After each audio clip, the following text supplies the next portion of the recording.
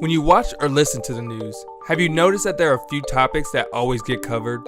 Weather, sports, unfortunately politics, and news about the stock market. While it may be easy to understand the weather or sports segments, stock market news can feel like a secret code. You know, some people make a lot of money somehow, but how? If the stock market confuses you, you're not alone. According to the Global 2014 survey, 2/3 of adults are not financially literate. It's not your fault schools don't teach this stuff.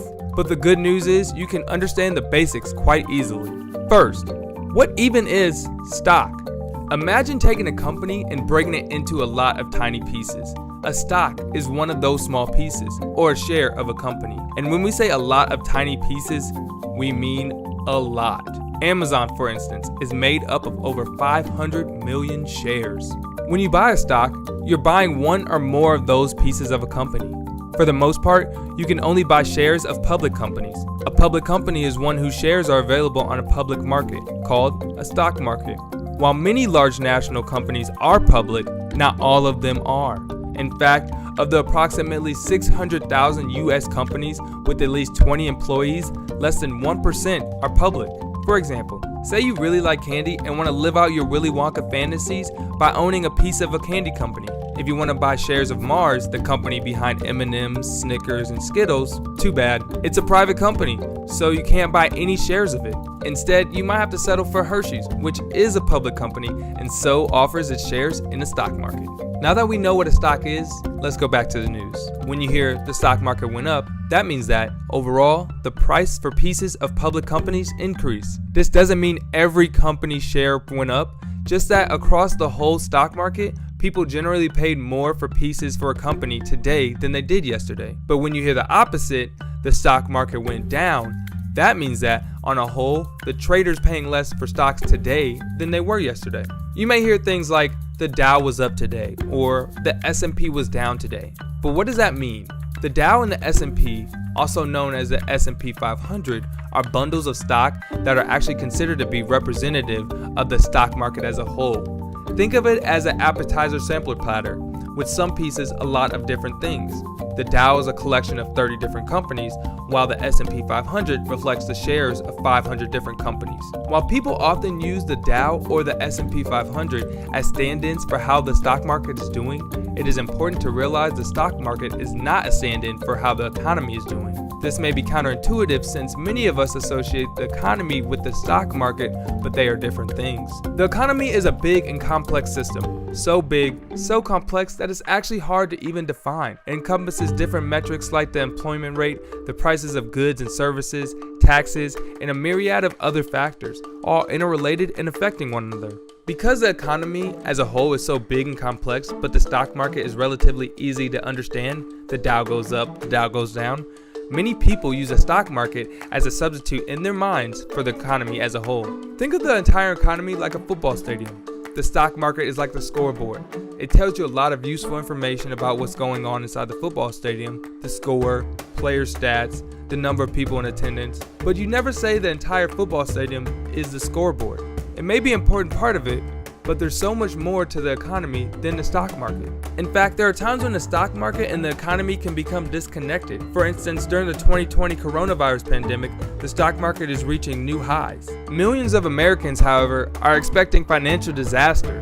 How can that be? The answer is in the fact that a booming stock market only directly benefits those who own stock. According to the New York Times, 84% of stock owned by Americans belong to the wealthiest 10% of households. That means when the stock market's doing well, those at the top benefit the most. According to one of the most influential economists of the 20th century, Milton Friedman, a CEO is an employee of the owners of the company, i.e., the shareholders. This means her only responsibility is to maximize profit.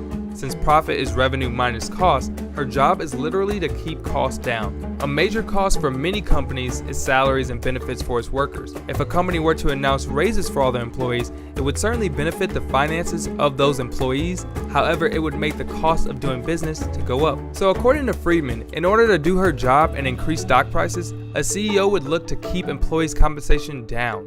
So even if you work for a company whose stock prices is going up, it doesn't necessarily mean your economic fortunes are improving. So how do average people like us get stocks? And how do you make sure you make money and don't lose money? There's no shortage of companies or apps that will allow you to buy or sell stocks together called trading. Do some research before picking one, as many may have fees that outweigh any money you expect to gain by trading. Once you set up a stock trading account, called a brokerage account, trading a stock is actually pretty easy. A simple stock trade can be broken down into 3 steps. Buy 1 or more shares at the price the market is selling them. 2. Wait some amount of time. It could be minutes, days, months, years, or even decades. During this time, the price of the stock will change for all kinds of reasons that people spend their entire lives trying to understand. 3. Sell those shares at the price the market is buying them. That's it. There are more complicated ways of investing into the stock market, but this process is a basic one. Buy something, wait until the price change, and then sell it. You want the price to go up after you buy something, but it might go down. To make money, hopefully you can follow the conventional wisdom of buy low, sell high. You might be wondering, how do I know if the value of a stock is going up or down? Unfortunately, you don't. That's sort of the whole point of the stock market. When you buy a stock, you're essentially making a bet that over time, the stock will become more valuable than it was when you bought it. Prices, however, can go down, meaning you might find yourself selling your shares for less than you paid for them. That's how you lose money. Since no one knows the future, in general, it's pretty foolish to think that you can time the stock market. Whenever you hear someone with flashy stock market tips or no-lose trading strategies, they're almost certainly lying and trying to sell you something. No one knows how to make guaranteed money in the stock market. If they did, they would keep the secret to themselves and spend all their time making money that way. It's similar to when you see scam exercise products advertised that promise easy results. It's just for suckers. The tried and true way to make money in the stock market is slow, boring investing, so you have money when you're older. Buy some stocks and don't sell them again for ages, even if the market goes down, even if the market soars. A good way to do this is with retirement products such as IRAs and 401ks. Over the long run, the stock market has trended upwards, which is why a steady, unexciting investment plan is usually the best one. Again, like exercising products, if you want to get healthier, the tried and true way is consistent diet and exercise, not the quick gimmicks.